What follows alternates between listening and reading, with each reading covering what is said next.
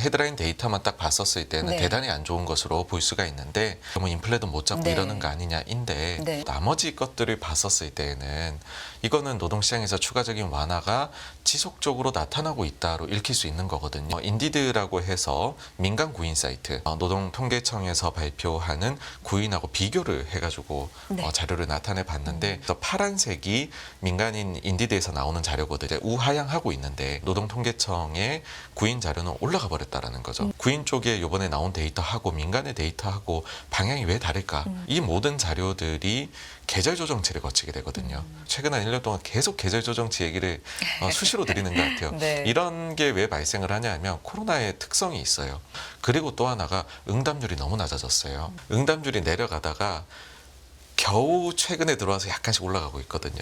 하나의 자료를 봤었을 때의 그 정확도가 과거 대비는 좀 떨어진다. 우리가 자료의 총체성을 봐야 되는 것 아니냐라는 얘기가 그래서 코로나에 더더욱 강조가 되는 거거든요.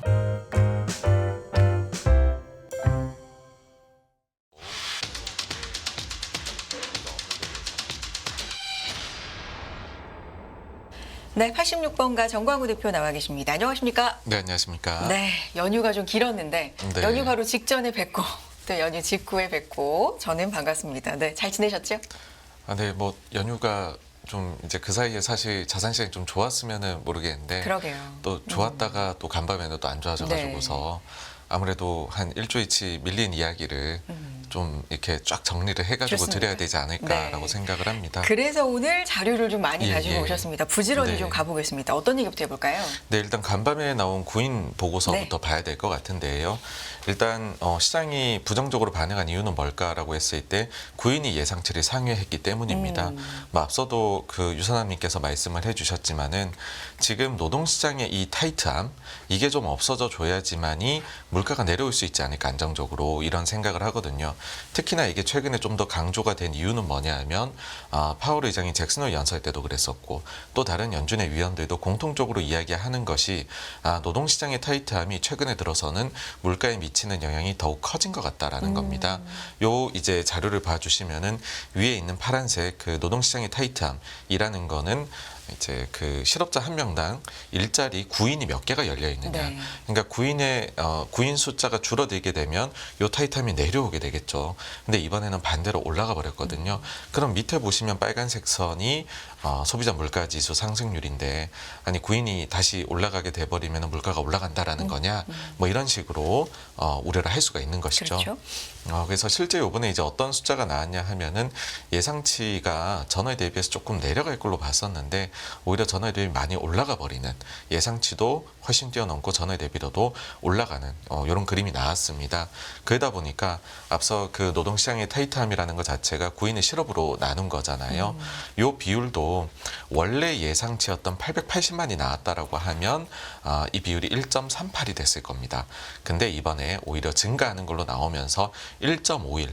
그러니까는 전월 대비 해가지고서는 여전히 이 비율이 조금씩 내려가고 있는 것은 맞아요. 근데 시장이 기대했던 빠른 그런 비율의 하락은 이번에 충족을 못 시킨 거죠. 근데 이 구인을 가지고서 저는 어떤 생각을 가지냐 하면은 이게 조금 시장에서 보기 이제 요 나온 헤드라인 데이터만 딱 봤었을 때는 대단히 안 좋은 것으로 볼 수가 있는데 대단히 안 좋다는 건 네, 이제 구인이 여전히? 증가한다라는 거는 노동시장 타이트함이 증가하는 뜨겁다. 거니까 이게 뭐 인플레도 못 잡고 이러는 거 아니냐인데 사실 그걸 제외하고 나머지 것들을 봤었을 때에는 이거는 노동시장에서 추가적인 완화가 지속적으로 나타나고 있다로 읽힐 수 있는 거거든요. 나머지 것들은 구체적으로 어떤 것들? 네, 그거를 이제 한번 말씀을 드려볼까 하는데요. 일단은 지역연은 세인트루이스 연은에서 최근에 발표한 자료를 보면 인디드라고 해서 민간 구인 사이트 여기에 자료하고 그 다음에 이제 노동통계청에서 발표하는 구인하고 비교를 해가지고 자료를 나타내 봤는데 이게 비슷하게 가더라는 거죠. 근데 최근에 보시게 되면 여기서 파란색이 민간인 인디드에서 나오는 자료거든요. 근데 이 자료는 계속해서 하향 이제 우하향하고 있는데, 근데 요번에 나온 그 이제 노동통계청의 구인 자료는 올라가 버렸다라는 거죠. 그러니까 이걸 봐서는 두 개가 조금, 물론 앞에도 보시게 되면 한 번씩 그런 게 나타나요. 그러니까는 이번에도 보면서 이게 구인 쪽에 요번에 나온 데이터하고 민간의 데이터하고 방향이 왜 다를까, 이런 생각이 드는 거죠. 그럴 때 제일 이제 바로 얘기할 수 있는 거는 뭐냐 하면은 이 모든 자료들이 계절 조정치를 거치게 되거든요. 근데 계절 조정치에서 뭔가 서로 간에 사용하는 게 조금 다른 게 있지 않느냐, 이런 생각을 1차로는 해볼 수 있는 거고요. 그 다음에 보시게 되면은 뭐 인디드라는 곳만 있는 건 아니니까, 요거는 이제 간밤에 골드만에서 나온 자료인데 링크업이라는 자료까지 추가를 해가지고서, 그러니까 골드만도 사실은 요번에 구인 데이터가 나오기 전에는 880만 개를 예상을 했어요. 그러니까 딱 시장 예상치였거든요. 네. 근데 그거를 훨씬 상회해서 나왔잖아요. 그럼 골드만은 왜 이렇게 예상을 했을까? 라고 해보면은 민간의 자료들이 구인 데이터보다 한두 달 빨리 나오거든요. 그러니까 지금도 요번에 나온 구인 데이터는 그 이제 지난 8월 달 거예요. 근데 그 민간 사이트들은 주간으로 발표를 다 하거든요. 그래서 이미 빠른 데는 10월 첫째 주 것까지도 막 이제 9월 마지막 주까지는 다 나와 있단 말이죠. 그러니까 한 달 더 빠른 데이터가 나와 있는데, 그것들이 다들 우하향을 하고 있었으니까 자 이제 그 구인 데이터도 요번에 발표될 게 조금 내려가지 않겠느냐라고 봤었는데, 이번에 오히려 예상을 확 깨고는 올라가는 걸로 나와버리게 된 것이죠. 그러다 보니까 여기에서도 이제 이렇게 그 회색으로 해가지고서 민간 쪽 거도 가지고 와가지고서 비교를 해주는 거죠. 네. 지금 요거는 그 이제 지난선으로 나오는 거는 세 가지, 인디드, 링크업, 그 다음에 노동통계청에서 나온 자료를 합쳐갖고서 그 평균을 낸 거고요. 요 범위 자체에서 최상단에 있는 거는 지금 노동통계청에서 나온 자료입니다. 그러니까는 이걸 보면서 그게 조금 튀는 숫자가 아니겠느냐라는 이야기를, 특히 이게 과거에도 앞서 보시면은 조금 한 번씩 계절 조정치 이슈 때문에 튀었던 적이 있다 보니까 그런 얘기가 있는 거고요. 계절 조정치는 어느 간격마다 들어가는 건가요? 그러니까는 요 데이터 자체가 응답률이 100%일 네. 수가 없잖아요. 그렇죠. 우리가 서베이를 하는데 네. 그러면은 과거에 요 시기에는 요런 정도로 됐었어라는 거를 평균적으로 뭐 보통 과거 5년치를 쓰게 되는데, 가지고 와가지고서는 그 이제 응답이 나오지 않은 부분들을 채워 나가는 것이죠. 네, 그러니까 요것도 뒤에서 조금 더 말씀을 네, 네, 드릴게요. 그러면 이제 민간의 데이터만 그렇게 좀 다른 방향으로 나왔느냐라고 하면 그것도 아닌 것이, 졸지 보고서가 나올 때에는 퇴사율이라는 것도 같이 나오거든요. 근데 이 퇴사율이 구인의 선행 지표라고 우리가 흔히들 얘기를 합니다. 그러니까는 내가 더 좋은 조건으로 이직을 할 수 있겠어라고 할 때 퇴사율이 올라가거든요. 그래서 노동시장의 타이트함이 더 올라갈 때 퇴사율이 증가하는 경향을 보입니다. 네. 근데 최근에는 퇴사율이 내려오고 있었고, 이번 데이터도 보시게 되면 퇴사율은 꾸준히 우하향을 하고 있는 걸로 나오고 있어요. 이거는 내가 어디를 옮겨가더라도 더 높은 임금으로 갈 수 있어란 자신감이 좀 떨어진다. 그렇습니다. 네. 그래서 노동시장, 그래서 보시면은 21년도 말이랑 22년도 초에 네. 이 퇴사율이 제일 높았었거든요. 네. 이때가 노동시장의 타이트함이 가장 높았을 때. 임금도 높고. 예, 그렇습니다. 네. 임금 상승률도 높았던 네. 그런 때입니다. 근데 요거를 보시게 되면은 딱 3개월을 시차를 두고서 해보면 마침 또 퇴사율이 3개월 전에 데이터에서 한번 뛰었던 적이 있어요. 그러네요. 네, 그러면 이번에 구인이 뛴 것도 혹시나 그러면 이런 계절 조정치나 등등을 노동통계청에서 발표하는 그 기준 내에서 보게 되면 이번에는 올라갔지만 그 다음부터는 그럼 동일한 시차를 두고 보면 계속 우하향을 퇴사율은 하고 있으니까 구인도 내려가지 않겠느냐, 이런 생각을 할 수가 있는 거죠. 그래서 데이터가 봤었을 때에 딱 하나 구인만 놓고 보면은 굉장히 이거는 좀 매파적으로 나왔다, 이렇게 보일 수 있는데, 민간이랑 그 다음에 구인의 세부 항목을 봤었을 때는 반대적인 비律기적인 면모도 우리가 볼 수 있다라는 거고, 그러면은 왜 지금 뭐 제가 이제 나와가지고서 최근 한 1년 동안 계속 계절 조정치 얘기를 수시로 드리는 것 같아요. 네. 이런 게 왜 발생을 하냐 하면 코로나의 특성이 있어요. 그러니까 코로나로 인해 가지고서 뭐 여러 가지 데이터들이 붕괴된 것도 있고, 그러니까 굉장히 변화가 급등락이 심했었잖아요. 터지고 직후에는 엄청 안 좋아졌다가 회복의 속도가 그 어느 때보다도 빨랐던 게 있죠. 그리고 또 하나가 응답률이 너무 낮아졌어요. 그러니까는 이게 이제 가정으로 채워야 될 부분이 너무 많이 커져버린 것이죠. 응답률이 낮아진 게 왜 회복이 안 되는 겁니까? 이건 계속 가는 겁니까? 여기에 대한 제일 이제 네. 그 설득력 있는 논리는 가정은 뭐냐 하면은요. 이게 이제 기업들 대상으로 조사를 하게 되잖아요. 그렇죠. 그러면은 한가하게 앉아서 이런 거에 응답할 사람이 없을 정도로 일손이 부족하다라는 거죠. 그러니까 이 응답에 다 대처를 해줄 인력은 실전 필드에서 뛰어야 된다라는 거죠. 그러니까 사람을 구하기 너무 힘들기 때문에 근데 이거 자체가 노동시장이 뜨겁다라는 방증인데요. 응답률이 낮다는 것 자체가. 응답률이 그래가지고서 계속 낮아져 가고 있었던 사람이 모자라다. 게 네. 사람이 부족해서이지 않을까였었고 그러니까 이걸로 또 그런 말씀을 하신 분들도 있어요. 그래서 여기 자료를 보시면은 네. 응답률이 내려가다가 겨우 최근에 들어와서 약간씩 올라가고 있거든요.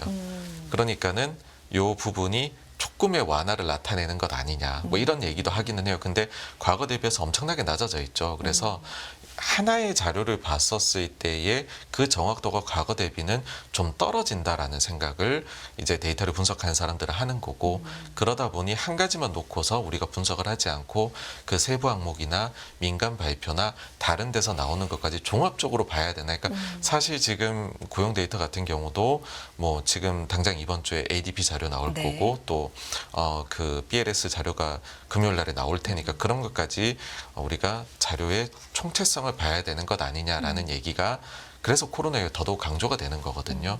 그러니까는 이게 이제 하나만 볼 게 아니라 여러 개를 어쩔 수 없이 볼 수밖에 없다. 다만 근데 시장에서 딱 눈에 띄는 거는 헤드라인 숫자일 수밖에 그렇죠. 없고 그게 어쨌든 증가한 거는 시장에서 부정적으로 반응하기에는 충분했다.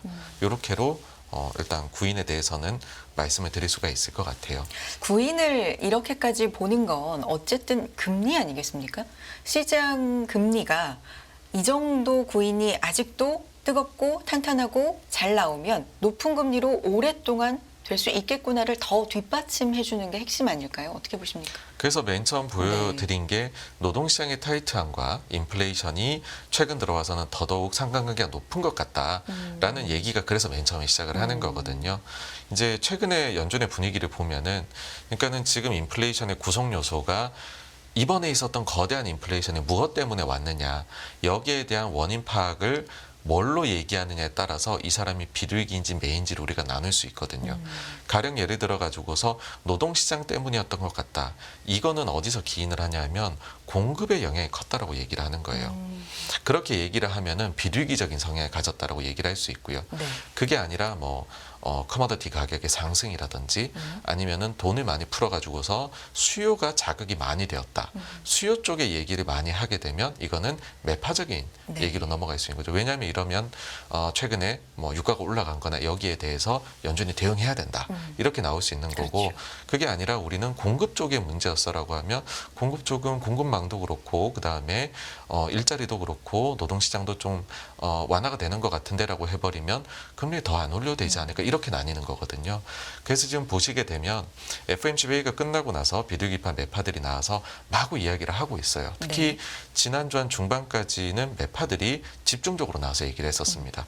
근데 주 후반부터 해서 지금 비둘기파들이 서서히 고개를 들고서 이야기를 하고 있는데 대표적으로 지금 오스탄 구일스비 같은 경우에 지난주 낸 그 이제 발표 자료가 뭐냐면 현재 경제를 두고서 이 레포트 제목인데 당신의 할아버지 시대의 통화정책 시기가 아니다라고 직설적으로 얘기를 합니다. 네. 그러니까 뭐냐 하면 과거 기준으로 보지 말라는 거죠.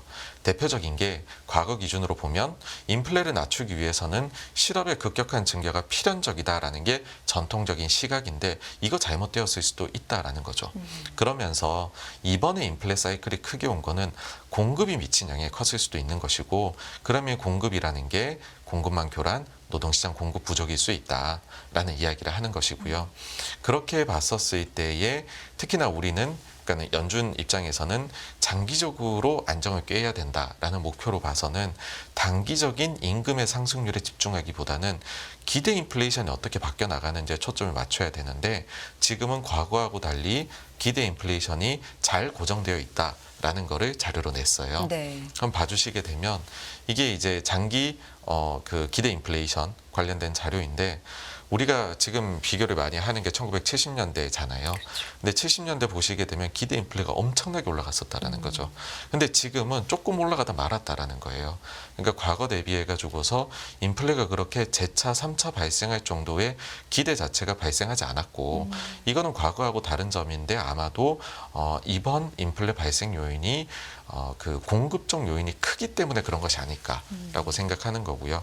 마찬가지로 보시게 되면 뭐 미시간대 그 서베이 결과라든지 아니면은 뭐 물가 연동체에 들어가 있는 인플레에 대한 기대치라든지 이런 걸 봤었을 때에도 뭐 장기적으로는 이게 좀 안정적으로 고정이 되어 있는 것 같다. 네. 그러니까 우리가 지금 인플레에 대해 가지고서 과도하게 걱정을 할 필요는 없는 것 같다라는 얘기를 했으니 이건 굉장히 비리기적인 주장이 되는 것이죠.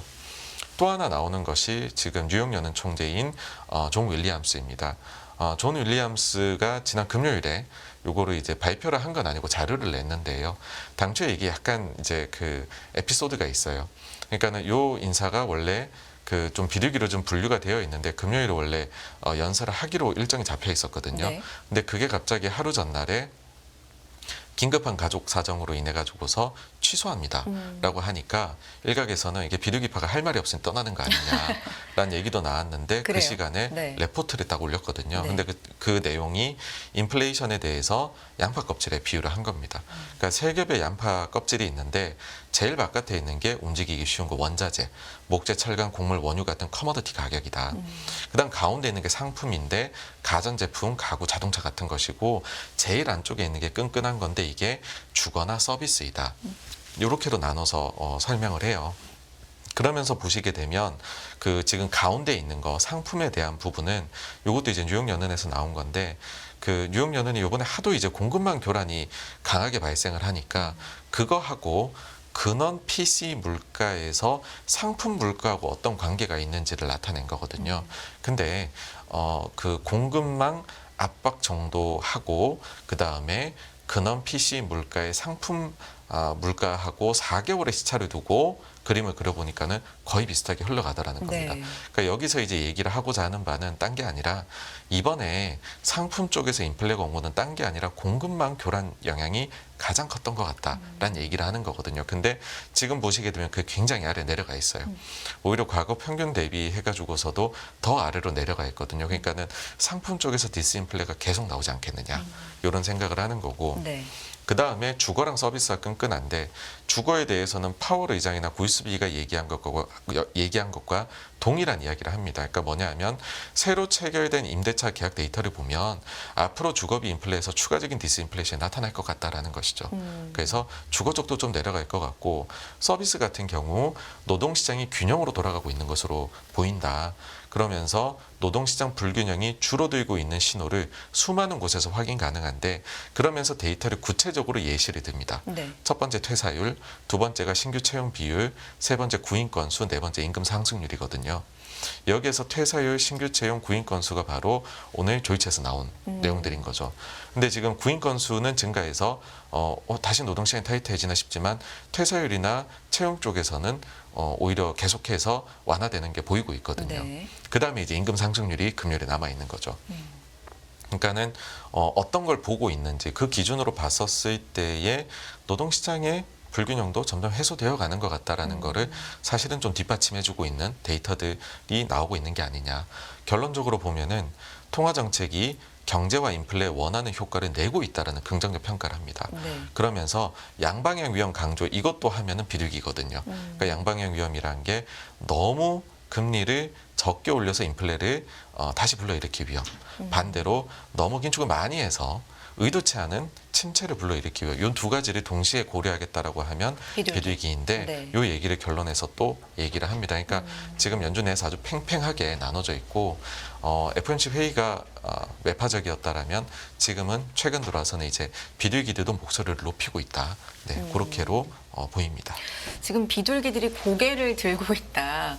말을 이제 시작을 하고 자기 주장을 펼치고 있다라는 측면에서 이렇게 볼 수 있지만 여전히 매파적인 발언들도 좀 많이 나오고 있잖아요. 네. 마이클 바 연준 부의장은 비둘기 쪽 아니었나요? 근데 이분도 기간 얼마나 오래 되는지가 좀 중요하다면서 당분간 유지될 것 같다라는 걸 좀 매파 쪽으로 시장이 해석하고 있는 것 같기도 하고 이런 부분 어떻게 네, 이제 될까요? 마이클 바 같은 경우에는 네. 보통 연설에서 네. 사람들이 주목하는 거는 그 사람이 이제 그 금융 안정 쪽이거든요. 음. 그래서 항상 실리콘밸리 관련된 거에 다 불려다닙니다. 아. 그래서 보통 통화 정책에 대한 힌트는 거의 주질 않는데 네. 요번 같은 경우에 말씀해주신 그 발언도 했고요. 근데 이제 역시나 비둘기들이 쓰는 표현이 있는데 신중하게를 많이 썼어요 이번에. 그러니까 신중하게라는 표현 자체가 파월 의장도 최근에 신중하게를 많이 쓰고 있잖아요. 그러니까 carefully라는 표현을 쓰게 되면은 그거는 비둘기로 분류가 되거든요. 그래서 바 이제 부의장 같은 경우에도 일단은 뭐 비둘기 쪽으로 저는 이번에 발언은 분류가 오히려 돼야 되지 않느냐. 지금 매파적으로 많이 얘기를 하는 거는 뭐 누가 뭐라 해도 모우만 보우만. 네, 네. 위원이 정말로 강하게 얘기하고 있고 본인 스스로가 점도표 제일 높은 데 지금 찍어놨거든요. 그러니까 뭐 최근에도 나와서 또 그런 얘기를 했는데 사실 뭐 이런 이제 주장이 나뉘는 거는 있는데 근데 데이터가 어떻게 나오느냐가 결국은 핵심이거든요. 다들 데이터에 따라서 하겠다라고 하니까 그러면은 저희가 이제 명절 연휴 동안 나온 그렇죠. 데이터가 뭐냐면 PC 물가가 나왔습니다. 그걸 한번 봐주시게 네. 되면은요. 결국 제일 중요한 거는 근원 물가인데 근원 PC 물가 기준으로 뭐 이제 전년 동기 대비로는 3.9%. 근데 최근 3개월치를 연유를 하면 2.2%, 6개월치를 연유를 하면 3%거든요. 그러니까는 디스인플레는 정말로 이제 명백하게 나오고 있는 것으로 보이는데 그러면 이걸 가지고 뭐 저희 그 방송에서 몇 차례 소개를 드렸지만은 이제 연준의 몇몇 위원들이 근원 PC 물가를 가지고서 기준금리가 어떻게 가야 되는지 공식을 제시한 게 있습니다. 네. 그 이제 두 사람이 있는데 첫 번째는 앞서 말씀드린 그 윌리엄스 뉴욕연은 총재예요. 어떤 얘기를 했냐면은 작년 이제 올 초에 근원 PC 물가 대비해서 1.5에서 1.6%포인트 정도 더 높은 기준금리를 가져가면 그건 좀 제약적인 금리지 않겠느냐라고 얘기를 합니다. 그 기준으로 보게 되면 최근 물가가 3.9가 발표가 됐잖아요. 근원 물가가. 그러면 여기 1.5를 더하면 5.4란 말이죠. 네. 그러면 현재 금리입니다. 기준금리. 그러네요. 근데 연준이 생각하는 연말은 3.7, 내년에 2.6, 내후년에 2.3이거든요. 거기에 1.5씩을 더하면 5.2, 4.1, 3.8이 나옵니다. 그러니까 지금의 점도표가 이것보다 높아요, 다. 그러니까는 윌리엄스 총재의 발언이 그래서 주목을 받는 이유가 이거거든요. 과연 이 공식을 따라갈 거냐 말 거냐. 이 사람의 목소리가 얼마나 왜냐하면 무시하기가 힘든 것이 19명의 위원 중에 지역연은 총재지만은 상시투표권을 가지는 게 유일하게 뉴욕연은 총재고 그래서 실질적으로 3인자다 이런 얘기를 하다 보니 이 공식을 얘기한 거에 대해서 많이들 관심을 가지는 거죠. 네. 그러면서 이제 윌리엄스 총재가 어떤 얘기를 하냐면 실질금리가 플러스라는 점을 요즘 많이 얘기를 해요. 그러니까 이거는 뭐냐면 두 가지 상황을 한번 예시를 들어보겠습니다. 물가가 4%인데 거기에 1.5로 돼서 기준금리가 5.5인 경우 물가가 3인데 1.5로 돼서 기준금리가 4.5인 경우 그러면은 A 상황에서 B 상황으로 넘어가면 기준금리가 1%포인트 내려간 건 맞는데 그러면은 완화적으로 변한 것이냐라고 했을 때 윌리엄스 총재는 그게 아니다라는 거죠. 물가 정도에 맞춰서 거기에 제약적인 수준은 똑같이 1.5로 동일해서 제약적인 금리 수준이다. 그러니까 제약적인 금리 인하라는 얘기를 실질 금리 기준으로 할 수 있다라는 거거든요. 요 얘기를 파월 의장도 얘기를 은근히 꺼낸 게 있어요. 네. 그러다 보니까 제일 최근에 있었던 FOMC 회의 때 질의응답 때 보시게 되면 이 내용이 나옵니다. 그러니까 뭐 파월 의장과 윌리엄스 총재 두 분께서 모두 명목이 아닌 실질 기준으로 충분한 제한 여부를 판단할 것이란 말씀을 하셨습니다. 이런 얘기를 하는 게 있고요. 또 하나가 그에 대한 후속 질문인데 사실 뉴욕연은 총재가 내년에 인플레가 낮아질 것으로 예상된 만큼 시간이 지남에 따라 경제를 점점 더 압박하지 않기 위해 금리를 인하해야 한다는 취지의 발언을 한 것으로 보이는데 이게 파월 의장에게도 적용된 논리인지 궁금합니다. 네. 뭐 이런 질문이 나오는 게 다 실질금리, 그다음에 제약적인 수준, 그게 어느 정도일까 여기에 대한 부분이거든요. 일단 기준이 하나 윌리엄스 총재 기준으로 나온 게 있고 이거는 점도표보다 그러면 낮아야 된다. 지금 라는 거고요. 그다음 또 하나가 이제는 자리에서 물러났지만 제임스 블라드입니다. 네. 제임스 블라드가 작년 11월 달에 시장에 파장을 일으켰던 게 금리가 자기가 계산해 보니 5에서 최소한 5%는 가야 될 것 같고 최대는 7%까지 기준금리가 가야 될 수도 있을 것 같다. 이게 테일러 준 측에 네. 따른 거 아닙니까?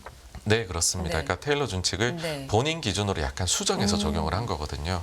근데 이때 당시에 최소, 최대 이건 어떻게 나왔냐면 네. 최소는 관대한 기준이고요.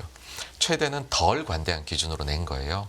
근데 이 덜 관대한 기준이 근원 PC 물가 기준으로 나오게 되거든요. 그러면 제일 최근에 나온 근원 PC 물가 기준으로 하면 어떠냐? 그러면 5.31이 나와야 돼요. 아. 현재 기준금리하고 같은 거죠. 그러니까 더 올릴 필요는 없는 거죠.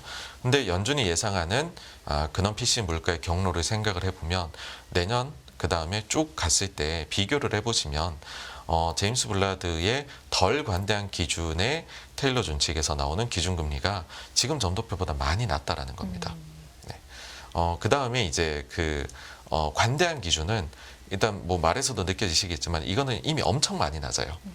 이번에 나온 물가 기준으로만 봐도 4.3% 기준금리가 돼야 되거든요. 그러면 여기서 기준금리를 100bp 내려야 된다라는 건데 이거는 이제 관대한 기준이 이미 이제 없는 거죠. 네. 네. 그러니까는 7% 얘기할 때 덜 관대한 거를 적용을 했는데 그 기준으로도 이제는 더 금리를 안 올려도 되는 수준이고 덜 관대한 내년은 걸 적용해도 다 왔다. 네, 그렇습니다. 그러니까는 일단 연준에서 구체적으로 기준을 제시했던 게 두 가지가 있는데 그 두 가지 기준을 다 적용해 봤었을 때에는 금리를 더 올릴 필요는 없고 내년에는 지금 연준이 얘기한 것보다 더 빠르게 금리가 내려가야 될 수도 있다라는 겁니다. 그러니까는 제가 무슨 뭐 근거도 없이 아무 그런 거 없이 얘기를 드리는 게 아니라 이들의 얘기를 봤었을 때에 이 같은 의견이더라. 그러면 이런 목소리들이 분명 연준 내에서 이제 올해 말 내년 초가 되면 높이지 않겠느냐 그런 생각을 하게 되는 거죠. 그런데 여기서 이제 변수라는 게 항상 있게 마련이니까 경기를 우리가 계속해서 좀 주목해 볼 수밖에 없잖아요. 네. 이런 쪽에서는 또 어떤 생각 해볼 수 있을까요? 네, 말씀해 주신 네. 대로 이제 경기가 혹시 재가속화되지 네. 않겠느냐. 여기에 핵심은 소비가 너무 좋아가지고서 금리를 예상보다 더 올려야 되는, 더 오래 유지해야 되지 않겠느냐. 이런 얘기들을 많이 하거든요. 그게 왜 나왔냐 하면은 3분기 성장률이 너무 좋을 것 같다라는 네. 거고 그 핵심은 소비가 굉장히 좋을 것 같다라고 보는 거예요. 근데 이게 나오게 된 이유가 뭐냐면 2달 연속으로 소매 판매가 추정치를 상회했거든요. 근데 7월, 8월이 둘 다 상회를 했는데 좀 더 들여다보면 7월 숫자가 그 뒤에 0.2%포인트 하향 수정돼요. 그러니까 0.3 더 잘 나온 줄 알았는데 0.1 더 잘 나온 거고 사실 7월은 휴가 시즌 프라임데이, 아마존 프라임데이 그다음에 뭐 이제 영화관 이런 게 좀 예상외로 너무 좋았던 거 일회성 요인이 있지 않겠냐 이고 8월 달이 좋았다라고 얘기를 하는데 여기에서도 우리가 여기도 근원을 따지는데 근원이라고 하면 자동차 빠지고 근원 하면은 가솔린까지 빠지거든요. 그거 기준으로는 오히려 수정된 것까지 합치면 예상 대비 낮게 나왔다라는 거죠. 네. 그러니까는 생각보다 그렇게 소비가 기저에서는 좋지 않은 걸 수도 있다. 예상만큼 뭐 재가속화를 얘기할 만큼 좋지 않은 걸 수도 있다라는 거고 특히 9월, 10월부터는 학자금 대출 상환이 재개가 되는데 그러면은 소비가 조금 냉각되지 않겠냐. 실제로 지금 민간 카드 소비 데이터 같은 경우에는 전년 동기 대비 이제 막 마이너스도 나오고 있거든요. 그러니까 이게 좀 과도할 수 있다라는 거고 우려가 오늘 사실 이제 시간 관계상 요걸 아마 마지막으로 말씀을 드려야 될 것 같은데. 네. 그 소매 판매 관련해서는 지금 계절 조정치 효과도 있을 거다라고 저는 생각을 해요. 그러니까 이게 자꾸 계절 조정치를 말씀드린 건 코로나 때문이거든요. 그러니까 코로나 이후에 나오는 소매 판매 쪽에서 느껴지는 예상치 대비 실제 소매 판매 발표치의 특이점이 뭐냐 하면 11월하고 12월에 소매 판매가 예상 대비 많이 부진하게 나옵니다. 네. 대신에 1월 달이 되게 좋게 나와요. 그러니까 이게 계속 반복이 되고 있습니다. 지금 보시게 되면은 코로나 이후에 2020년도도 그랬고 21년도, 22년도에도 11, 12월 달에는 예상 대비 소매 판매가 크게 낮게 나오고 1월 달에는 그거에 다 메꾸면서 다시 크게 높게 나왔던. 네네. 근데 코로나 이전에는 오른쪽을 보시게 되면 그렇지가 않았거든요. 뚜렷한 그런 게 없었어요. 그러니까 코로나 이후에 뭔가가 지금 계절 조정치를 넣는 데 있어서 데이터가 뭔가 좀 미숙함이 있다라는 생각이 들어요. 근데 어쨌든 지금으로 봐가지고서는 시장에서는 경기 재가속화를 너무 우려라 하는데 근데 9월, 10월 달에는 학자금 관련된 부분들이 있고 그 다음에 11월, 12월 거 나오는 거에서는 예상치 대비 일단은 하회되는 경향이 계절 조정치 때문에 나도 나올 가능성이 높다라는 거죠. 네. 그러면은 지금에 가지고 있는 이 경기 재가속화론 때문에 금리가 많이 더 올라가야 될 것 같다라는 거는 제가 볼 때에는 시간이 갈수록 이거는 소멸되지 않을까라고 생각을 합니다. 네. 오늘 긴 연휴 후에 연휴 동안에 나왔던 미국 시장의 어떤 지표들 중심으로 어떻게 시장에서 좀 봐야 되는지, 특히 간밤에 나왔던 미국 고용부 졸추보고서 중심으로도 많이 얘기해 주셨고요. 그리고 연준 위원들의 발언 중심으로는 또 어떤 시각으로 봐야 되는지까지 많은 자료를 통해서 자세한 설명해 주셨습니다. 다음에 또 모셔서 더 상세한 얘기 듣도록 하겠고요. 86번가 정광우 대표 함께했습니다. 고맙습니다. 감사합니다.